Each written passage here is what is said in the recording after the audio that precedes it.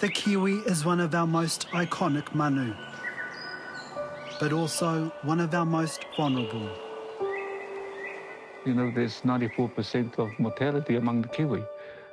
That's way too high. However, Northland iwi Ngāti Torehina ki Matakā are honouring Kiwi that die by creating kākahu and taonga. We see it as bringing them alive again by putting them into a kahu kiwi, then they live once again. A new book is being launched to document the iwi's journey. So traditional knowledge can be passed on and Kiwi can be given a new lease on life. There's a process that's been handed down from our ancestors, our tupuna, to us, and we're handing it on to our younger generations and that they can carry on. The humble Kiwi holds a special place in the kingdom of Tāne Mahuta. Legend says Tāne asked his manu to come down from the skies to protect the trees from insects that were destroying them.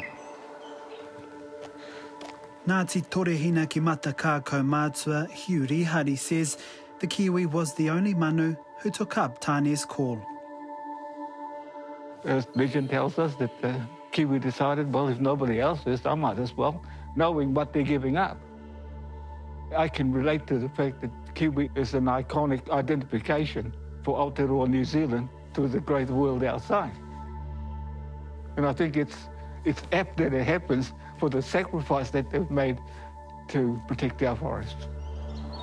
Hugh lives near the Rangihaua Heritage Park, a wāhi of historical significance in the Bay of Islands.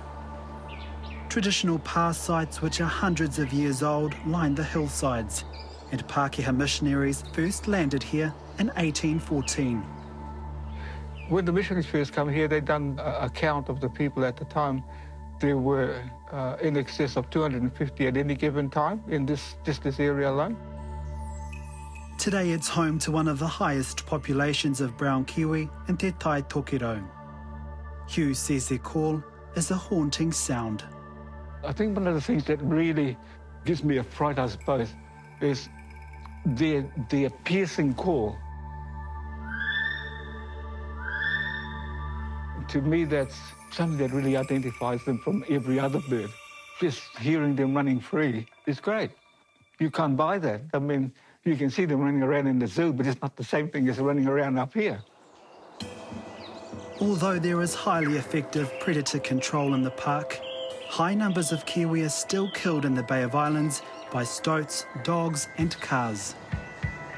Between 2018 and 2019, 39 dead Kiwi were handed in to the Department of Conservation in Kerikeri, and half of them were hit by cars. The dead birds are stored in freezers at dock.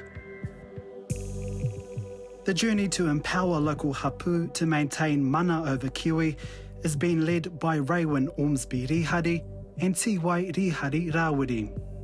She's the one that's a Tāne called Queen. I wouldn't go that far, okay?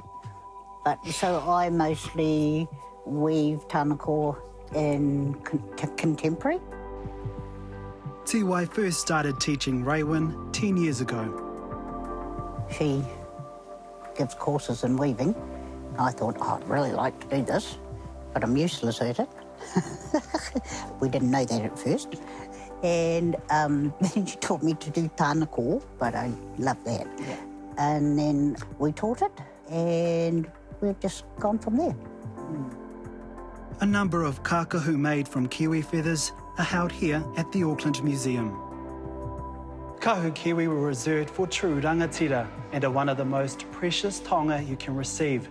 It can take up to 64 kiwi to make a full-sized cloak. These days, by law, you need a special permit from DOC to work with kiwi feathers. And if you're lucky enough to receive a kahu kiwi like this one, you need a permit as well. Raewyn and Tiwai both hold permits and hold wānanga where they teach hapu members how to pelt kiwi and use their feathers. It's very emotional, pelting them, because, you know, we're like, oh my God, this is our national symbol, lying here dead, because of a car or whatever else, but we're privileged to be able to bring them alive again. For Tiwai, even the way the feathers move through the wind is deeply spiritual. Just as they were just fluttering a little bit, it reminded me of Ngāti Rihari-Rawiri. Aye. And, yeah, it was quite emotional, just seeing them, you know. Yeah, it's not something that we're very blasé about. No. We think we're privileged to as a Ngāti Torehina, as a hapu, to have these. Do you feel a great responsibility? Absolutely, to keep them safe and to be handed down. From what we will make will be handed on in generations to come. Cinzia Vestena is the biodiversity ranger for DOC and the Bay of Islands. For the last decade, she's been part of building a relationship with Ngāti Torehina ki Matakā. It's amazing seeing something being turned from dead Kiwi into something beautiful, like a, like a Kaumatua or like a Kiwi. And it was also the coming together of people. Kiwi can be kept in freezers for a number of years, and information is collected so they can be returned to the correct hapu. And those hapu are now making the most of these taonga. Raewyn and Tiwai are sharing their journey in a new book, Te Manu Huna a Tāne. The confronting pictures in the book reveal the pelting process in full detail. Why was it so important for you to document this? It was moving, you know, to see that these birds, in a sense, these manu, have sacrificed. You know, they're a sacrifice for us, that we can continue this mahi. Hello, my lovely. And their mahi was honoured at the book's launch earlier this month in Kirikiri.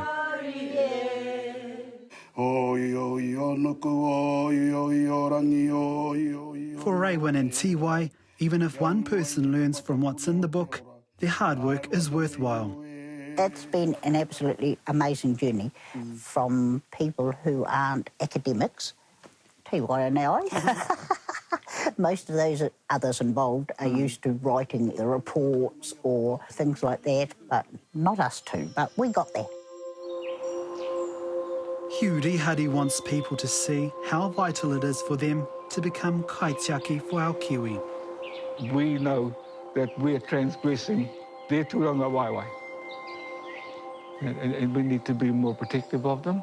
But I think the idea really lies in working together. He ao te rangi ka uhia, he huruhuru te kiwi, ka tau.